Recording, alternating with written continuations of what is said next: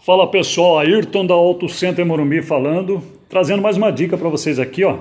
Defeito que tá dando aí muito nos carros com direção elétrica, né? i30, Veloster, Kia Soul.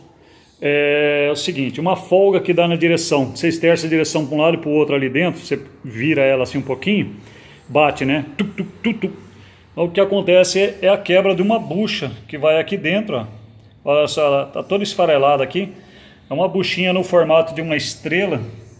Na verdade é uma estrela de 4 pontas apenas, né? Que ela vai encaixar aqui, ó. Olha o pedaço dela aqui, ó. Esse pedacinho aqui é o centro da bucha que está aqui, ó.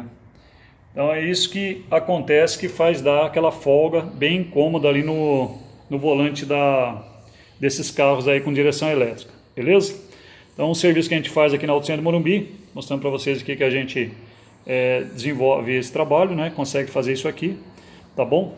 E o defeito então dessa folga é essa buchinha aqui. Não recomendo fazer sem um ferramental específico e na oficina.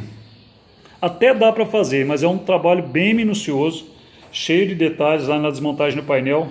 Tem risco de quebrar componentes ali, né? Tem uns detalhezinhos na desmontagem, são um pouquinho enjoadinho, tá?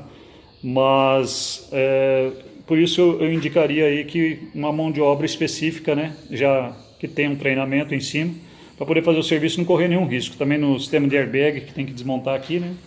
Beleza? Então é isso aí. Um abraço e até o próximo vídeo. E quem gostou, compartilha aí e dá o seu joinha aí, por favor. Beleza? Um abraço.